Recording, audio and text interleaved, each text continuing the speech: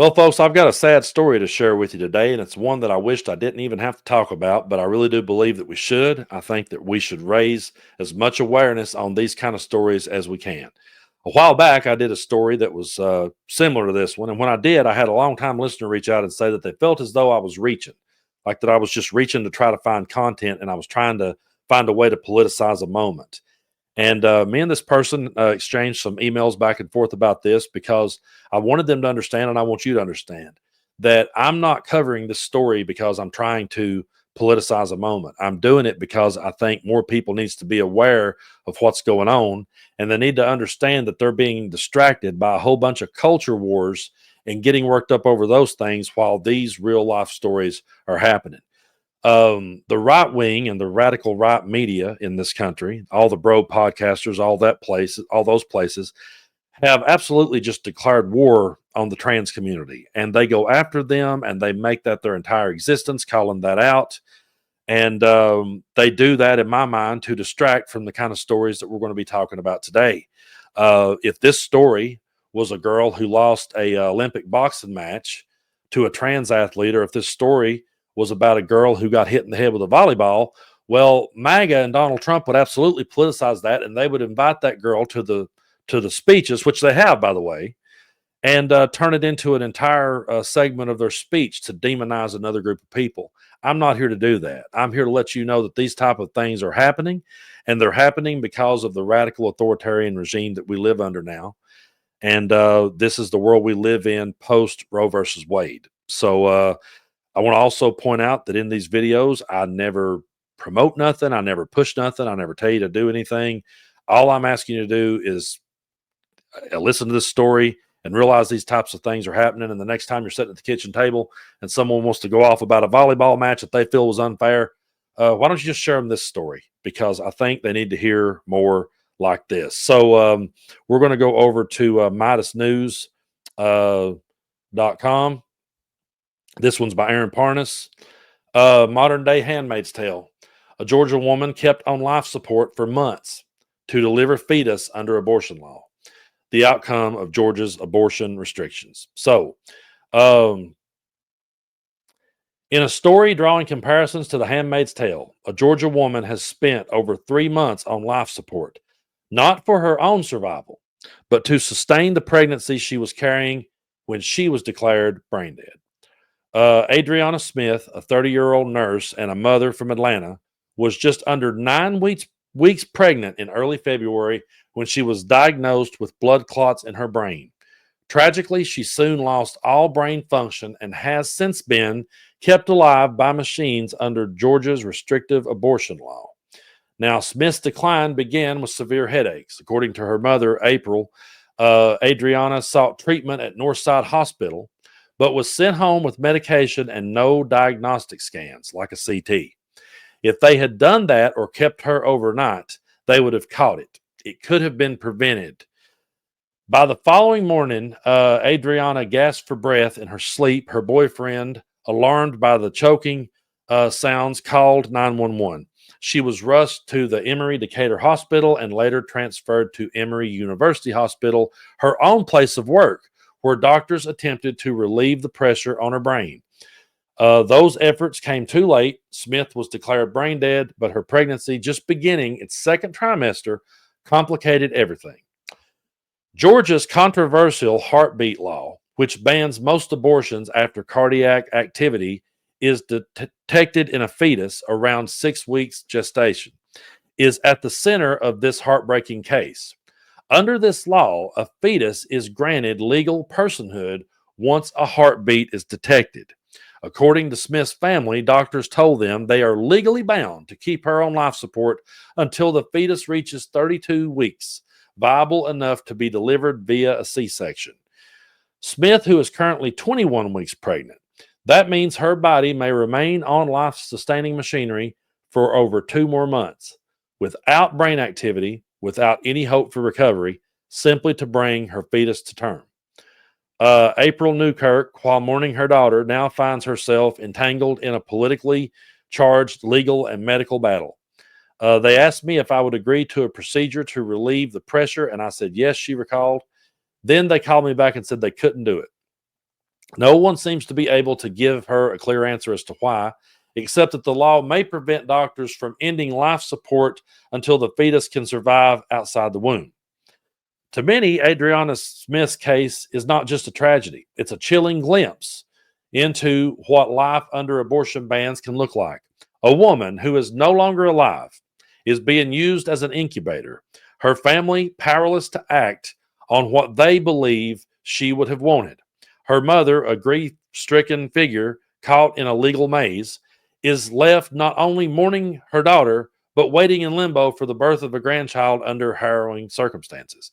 As Georgia continues to enforce one of the strictest abortion laws in the country, Adriana Smith's story may serve as a watershed moment in how many Americans understand the humane cost of legislation that places the rights of the fetus above the rights and lives of women.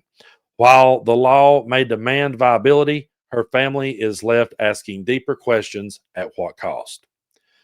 Um, Folks, there's no way um, to put any sort of positive spin on something like this. There's no way to explain it away. There's no way to express your political viewpoint and make any of it make sense. These type of stories aren't about us. They're not about our political leanings, and they're not about our feelings or opinions on abortion. I'm going to be very real with you on this one. First of all, I've never met anyone on the left who said, I love abortions.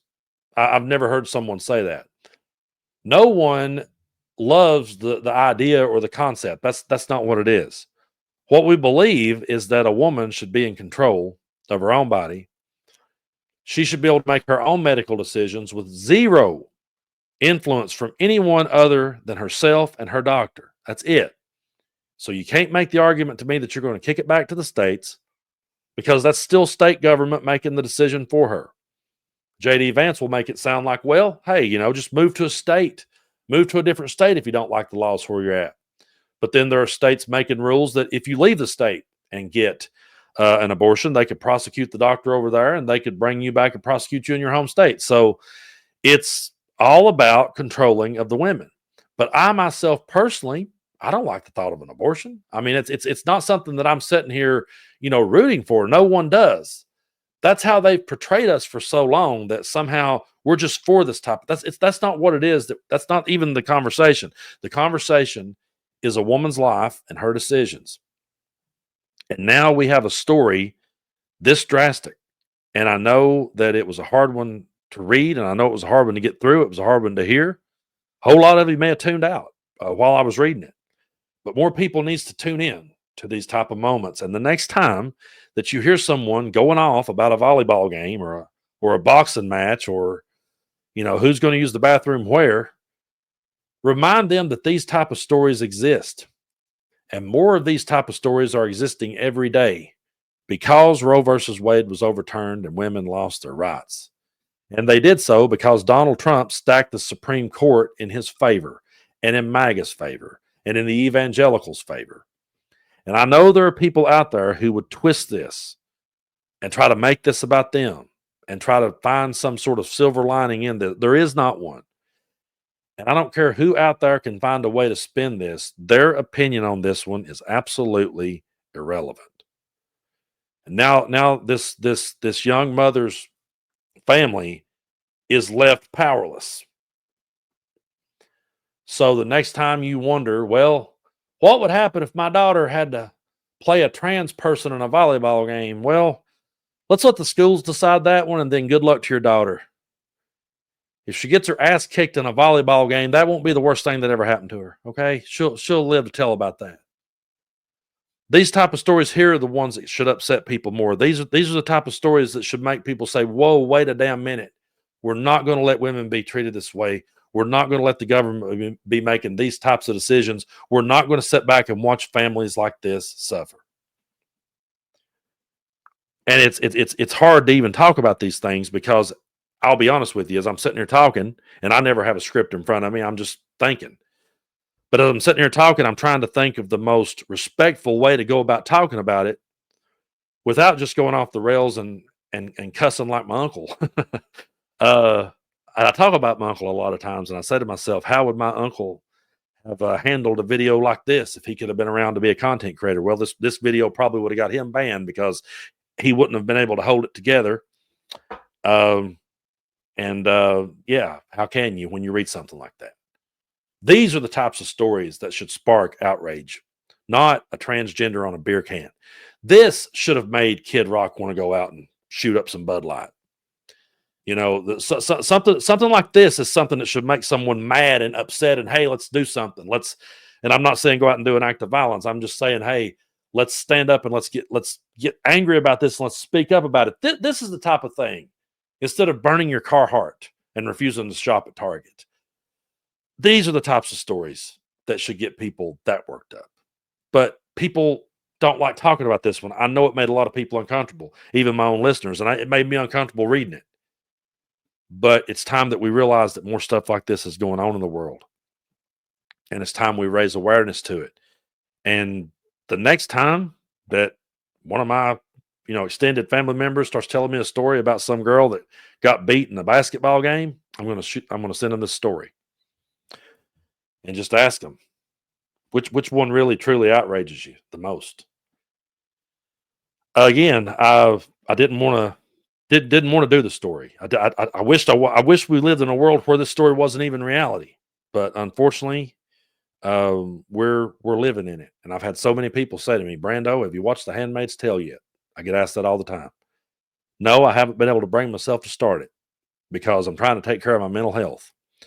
And I end up watching a bunch of Instagram reels of people falling down when this is over because I don't know if I could watch something like that when I'm having to watch it in real time every day.